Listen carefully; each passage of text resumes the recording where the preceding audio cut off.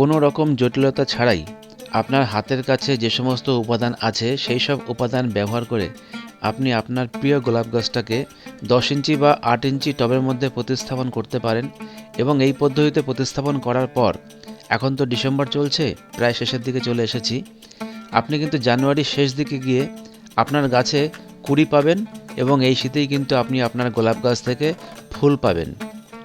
তো সেই জন্য আমাদের খুব সিম্পলভাবে, খুব সাধারণভাবে আমরা একটা মিডিয়া তৈরি করে নেব। সেই মিডিয়াতে আমরা গোলাপ গাছটাকে রোপণ করব।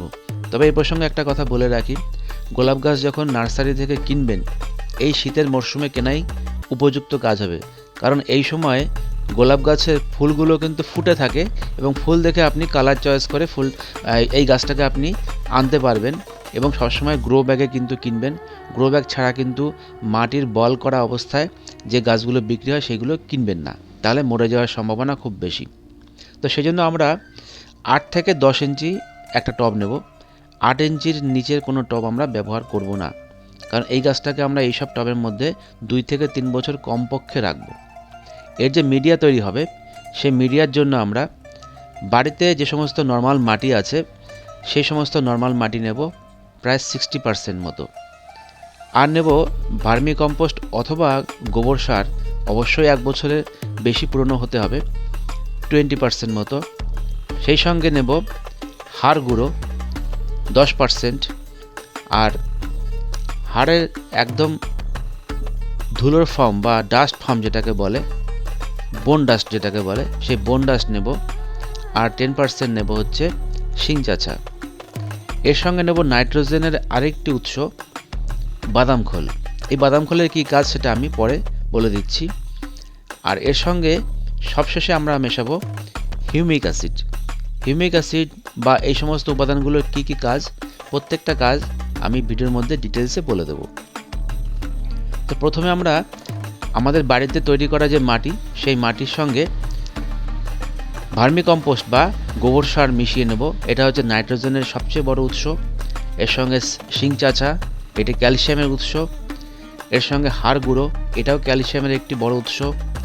বাদাম খোল নাইট্রোজেনের দ্বিতীয় উৎস।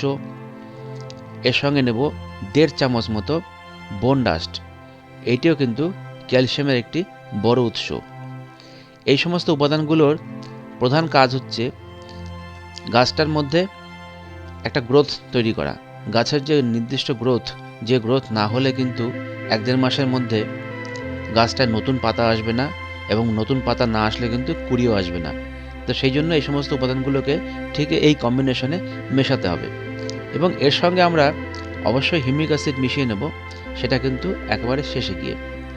তো বাদাম খোলের কথা বলছিলাম। বাদাম খোলটা কিন্তু এই যে সমস্ত ফুল গাছগুলো আমরা বাড়িতে রোপণ করে থাকি, সেই সব ফুল গাছগুলোতে ফুলের যে বর্ণ মানে কালার, সঠিক কালারটাকে ধরে রাখতে বা আনতে সাহায্য করে হচ্ছে বাদাম খোল। সেই জন্য আমরা বাদাম খোল আগের থেকে মিশিয়ে রাখলাম, যেন জানুয়ারির শেষের দিকে গিয়ে আমরা যে ফুলটা পাবো সেই ফুলটার কালারটা যেন পারফেক্ট হয়। অর্থাৎ আমরা যে ফুল দেখে গাছটা চয়েস করেছিলাম সেই ফুলটা বা সেই কালারটাই যেন আমরা পাই। সেই জন্য বাদাম খোলটাকে মেশানো। হিউমিক অ্যাসিড কেন মেশানো হবে? যেহেতু আমরা গ্রো ব্যাগ থেকে নামিয়ে টবের মধ্যে বসাচ্ছি, তো এর যে শিকড়, এই শিকড়গুলো কিন্তু গ্রো ব্যাগের গা জুড়ে রাউন্ড হয়ে ঘুরতে থাকে, এবং কিছু কিছু শিকড় কিন্তু এখানে নষ্ট হয়ে যায়।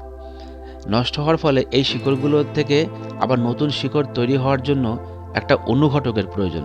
সেই অনুঘটকটাই হচ্ছে হিউমিক অ্যাসিড। অনেকে হাইড্রোজেন পারক্সাইডও ব্যবহার করে থাকেন, তবে হিউমিক অ্যাসিড সহজলভ্য। যে কোনো সারের দোকানে আপনি হিউমিক অ্যাসিড পেয়ে যাবেন, সেটা আপনি এই কারণে ব্যবহার করতে পারেন।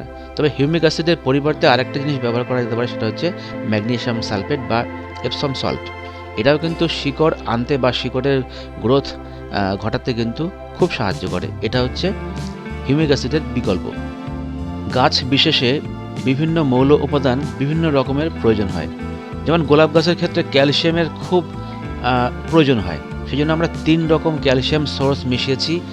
অনেকে দেখবেন খড়ি মাটি মেশায়, অনেকে ক্যালসিয়াম কার্বনেটের অন্যান্য ফর্ম মেশায়, অনেকে সরাসরি গুঁড়ো চুন যেটা মাঠে ছড়ানো হয় সেটা 1 চামচ 1.5 চামচ এই মাটির মধ্যে মিশিয়ে দেয়, কিন্তু আমরা সে সমস্ত না করে আমাদের হাতের কাছে যে সমস্ত আমরা বাগানিরা যে সমস্ত ক্যালসিয়াম সোর্সগুলো বাজার থেকে কিনে এনে ঘরে রেখে থাকি সেগুলোই আমরা ব্যবহার করলাম।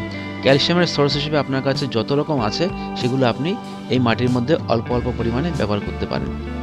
কারণ গোলাপ গাছের কিন্তু ক্যালসিয়ামের সোর্সটা কম হয়ে গেলে তাড়াতাড়ি কুঁড়ি বা ফুল আসবে না, বা গাছের গ্রোথটাও কিন্তু সেরকম হবে না। তো গাছটা প্রতিস্থাপন করার পরে যতটা জল ধরে একবারে টবের মধ্যে সেই পরিমাণ জল দিয়ে দেবেন।